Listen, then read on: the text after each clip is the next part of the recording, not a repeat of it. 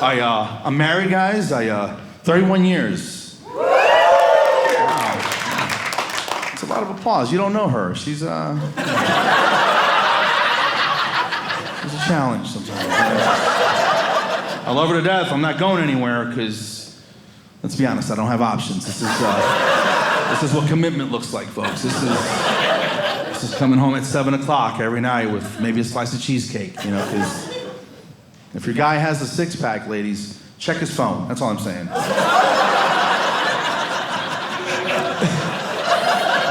That's just me hating on fit guys. That's all. That's just all that is, I love her, man. She's a great person. She's a nurse. She works nights. I think she's a nurse. I'm not really sure where she goes. It's none of my business, really. They pay her in cash. I don't know what kind of hospital this is. She hates that joke. She's like, I always don't. I joke around too much. I don't turn it off. You know what I mean? I'm always clowning around. The other day we're driving home from dinner, and it must have just rained. The road's real foggy. I go, what if we hit something? And we think it's a deer, but it's not. It turns out it's a unicorn. That is the dumbest thing I've ever heard. Stop talking. And I'm like, just hear me out, dude. Unicorns are magical. If I did hit one, I would just drag him to the side of the road. He'd be so grateful. He'd grant us 2 wishes. What would you do with your wish? She goes, I wish I had a husband that didn't believe in unicorns. And I giggle all the way home because she's upset over an accident that can't happen on a thing that doesn't exist. It's a non-issue, So I'm a huge fan of my comedy, bro. I'm not gonna lie to you. Like, I bought a dream catcher and I put it over my side of the bed and she cut all the strings out. I'm like, you're just hating at this point. It's not nice. We argue over dumb stuff like which way does the toilet paper come off the roll? Over the top. It's the only thing that makes sense to me, am I right? Yeah. Any underhanders? There's always one. I don't have that kind of time, man. I just want to slap and go. I got stuff to do. I'll be looking for seams like some lunatic.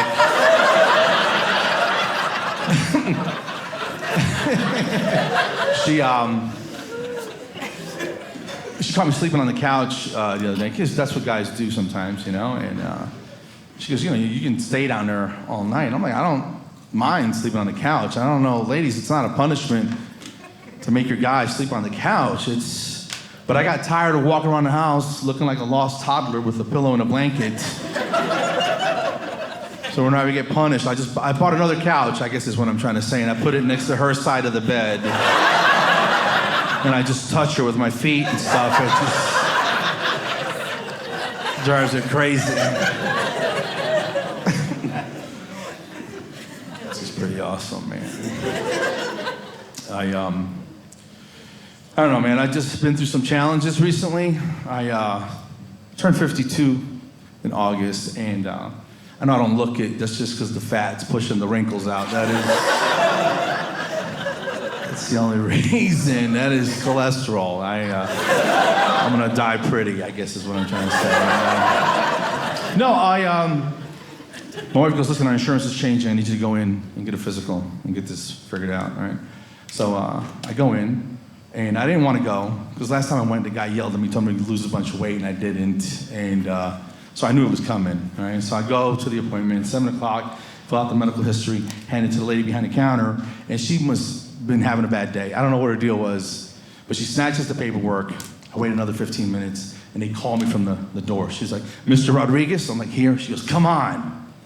I'm like, okay, settle down. As soon as we walk through the door, there's the scale. I'm like, here we go. She goes, can you get on the scale? I'm like, all right, And I hold my breath like it's gonna help me weigh less. You ever do that nonsense? And she's moving the thing. And you ever had them move that thing to the next 50-pound increment at 7:30 in the morning? It's not a great not a great way to start the day off. Ka-clank, and then she goes, wow, son, wow. I'm like, what? She's like, 293. I'm like, my keys were in my pocket. She goes, it's not your keys, fat boy, get in the back. Doctor will be with you in a second. I'm in the back room 20, 30, 40 minutes will come by. I'm like, nobody's coming? This is ridiculous, man. I got bored and I got sleepy. You know that exam table they have there, right? They have that butcher paper. There's a new roll. It's like, you're gonna make me wait? This is what's happening. I took the whole roll off the thing. I made a nest in the middle of exam room 3. I got in the nest like a giant baby bird. Snuggled in and fell asleep, you know? I wake up 40 minutes later and it's freezing. So I rip some off and I put over my shoulder like grandma's sweater.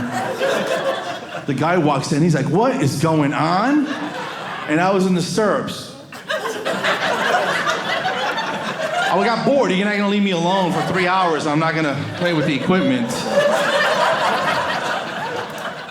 So they figured out, listen, you gotta go get a cardiac stress test, you know? I was having heart palpitations, and so I make an appointment, I go see that guy. And I knew it was gonna be a bad day, because I thought you would just go in, they take your blood pressure or something, and you're in and out, you know? And the lady comes in the back, she goes, sir, I need you to take your shirt off for this procedure. I'm like, are you sure? She's like, yeah, that's how it works. I need you to take your shirt off. And then I'm kind of old school. I got a hairy chest. So you have to shave little blocks on my chest and glue the leads on. And I remember looking down and going, oh, this is gross. I gotta lose weight and I look like I have mange. This is horrible. And all the wires go to a box, and the box was on a belt, and she could have just handed it to me and let me put it on. But she leaned behind me with the buckle in one hand and just threw it to the other side. That's unnecessary. And she strapped it on real tight. It's digging in the meat. This is horrible, man. She goes, get on the treadmill. I'm like, what for? She goes, the stress test. I'm like, I'm already stressed out. So I get on, she fires this thing up to 12 miles an hour. I've never run this fast in my life, right? She starts angling it up like the Russian in Rocky IV. And I imagine that's what I would look like if he was overweight and crying. That's what, and I was fine at that time. That time I was okay. That was pretty recently.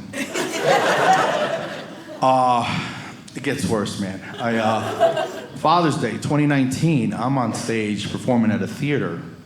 And I break out in a cold sweat. Like I normally sweat a fair amount, but it was like a suspicious amount of sweat, like R. Kelly standing outside of a high school. It was a guilty amount of sweat, you know what I mean? And it turns out I was having a heart attack on stage, guys. Yeah, I'm not trying to scare anybody. Spoiler alert, I didn't die, so. There's a good ending, right? And so I leave the show. I finish the show because I'm an idiot, you know? And go home. And I tell my wife, I go, I think I'm having a heart attack. She's like, you're probably just dehydrated or whatever, right? So she's watching me. And then, I'm kneeling on the floor with my chest in the cushions and I'm kind of moaning, right? And she goes, oh man. She calls my son. She's like, hey, get the box. I'm like, the box?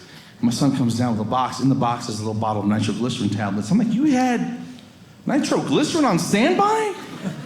She goes, look at yourself, man. We knew this was inevitable. We knew it was coming. I'm like, we're gonna talk about this later, you know? 5 minutes later, I feel like $1 million. They rushed me to the hospital, you know? And so, they confirmed it, heart attack, right? And so Sunday, I'm sitting around. This is Father's Day, Sunday, 2019. Monday morning, the nurse comes in. She goes, Mr. Rodriguez, do you have any questions? I'm like, no, I'm good. She goes, okay, well, the tech is gonna come in and she's gonna tighten you up for the procedure. I'm like, what? She goes, she's gonna prep your area. And I'm like, what? And she could have just said that they were gonna shear me like a young lamb. It was... When they started, I was like, can I do myself? Is that a... She's like, no, you're on blood thinners. It's very dangerous. I'm like, listen, I've been married a long time and I'm a little shy and it's freezing in here. It is so cold. She goes, you'll be okay. They wheel me into the lab, and I'm like, how's everybody doing? And then splash, ice cold, mop full, antiseptic right at ground zero, you know? I'm like, is this supposed to burn like this? This is spicy. She's like, yeah, you're gonna be okay. And I'm like, I can't take it, man. So I'm trying to cool myself off by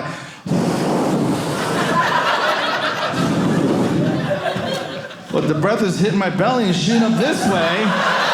The lady's bangs are moving. I'm like, this is horrible. I was like, Miss, is there any way that you could...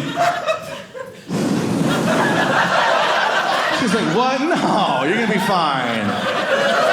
You're gonna be fine. 90% blockage, man. They found one. They put one stent in, so I'm fine. So I'm good. No more coffee and no more fried food. No more happiness, really, is what they said. And then what do? They make a wall of cake. I'm like, that's the most delicious looking rock wall I've ever seen in my life. If the curtain opened any sooner, you would have caught me on that wall trying to, like a fat Spider-Man. That was,